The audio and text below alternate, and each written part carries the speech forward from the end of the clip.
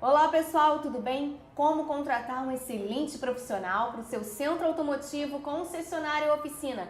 Fiquem ligados aqui no nosso canal!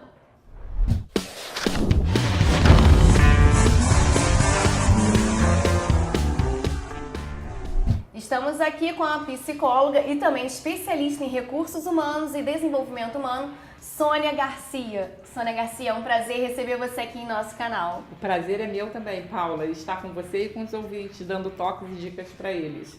Sônia, uma pergunta que eu tenho certeza que meu público está doido para lhe fazer, mas eu que tenho a oportunidade. Qual o funcionário certo para a oficina, para o centro automotivo, para a concessionária? Eu sempre coloco que a contratação é como um casamento sem namoro, porque no namoro você conhece primeiro a pessoa para depois morar com ela.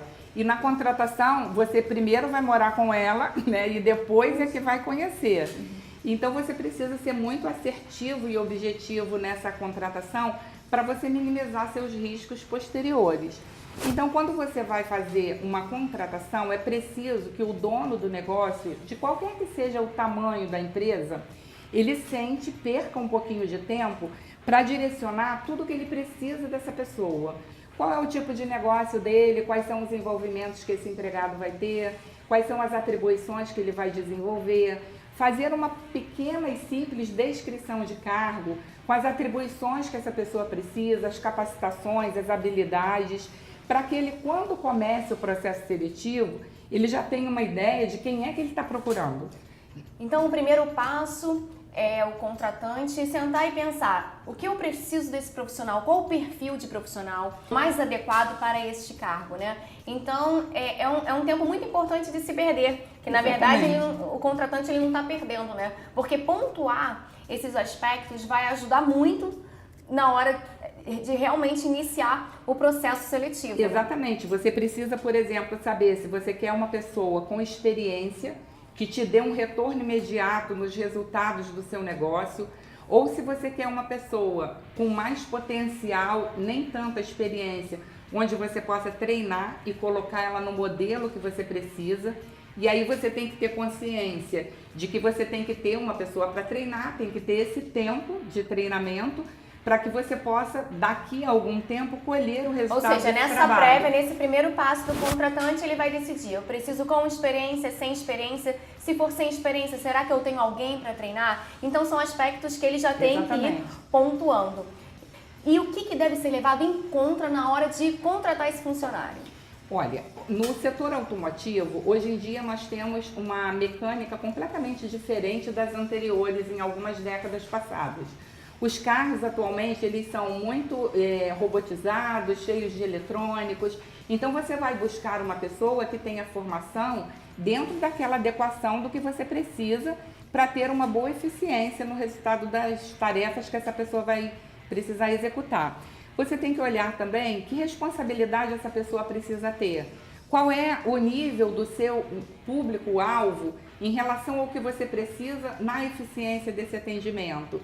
Onde essas pessoas moram, qual é a formação que essa pessoa tem que ter, qual é a experiência anterior que essa pessoa tem que trazer, ou se não traz experiência, que potencial ela tem para desenvolver esse treinamento. E aí você vai olhar especificamente dentro dessas pessoas a que mais te interessa. E o processo seletivo tem algumas etapas. E quais são essas etapas? Você pode pontuar para a gente? Normalmente o processo seletivo começa com uma análise de currículo ou com atendimento das pessoas, porque tem lugar que atende diretamente a pessoa.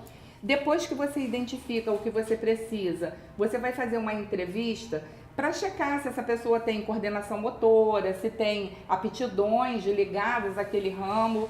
Por exemplo, se você vai contratar um jornalista e essa pessoa não gosta de ler, não é bem informada, ela já está dando sinais para você de que não tem características para aquela área.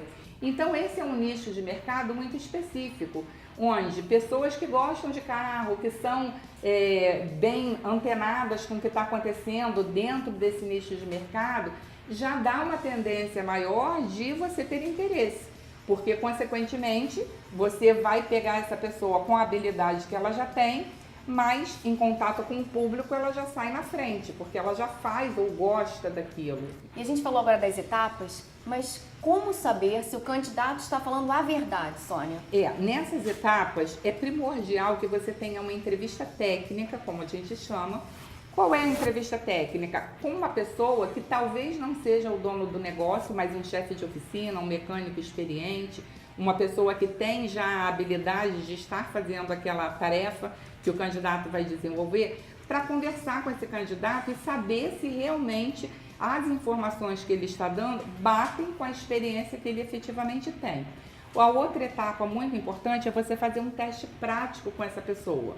Porque o teste prático se é uma secretária bilíngue, você vai conversar, fazer entrevista em inglês, vai fazer uma redação para saber se a pessoa tem uma redação própria. No caso de um mecânico, se ele sabe identificar os passos automotivos necessários para executar um tipo de trabalho. Então você vai colocar ele no ambiente onde ele vai executar uma tarefa e checar se realmente a habilidade e a competência dele é compatível com o que você necessita. Com o que ele até mesmo apresentou. E depois dar um feedback que seria para não causar um desconforto emocional. No caso, você diz do caso do candidato não passar. Não servir. Porque o que acontece? Você nunca é reprovado num processo seletivo. O processo seletivo, ele visa encontrar a pessoa certa para o lugar certo. Às vezes você pode ser extremamente competente, mas não ter as características daquela descrição de cargo. Então, você tem que dizer para a pessoa, olha, você é uma pessoa com competência, muito interessante, mas que não se adequa completamente às necessidades que eu tenho aqui no meu centro automotivo. Pode ser que você atenda muito bem um outro segmento ou um tamanho diferente de negócio. Eu preciso de uma pessoa que tenha uma carga maior de experiência, para que ele sinta que ele não se adequou àquela condição, mas isso não inviabiliza que ele continue tentando outras coisas. O aspecto emocional é importante no momento da contratação, da entrevista?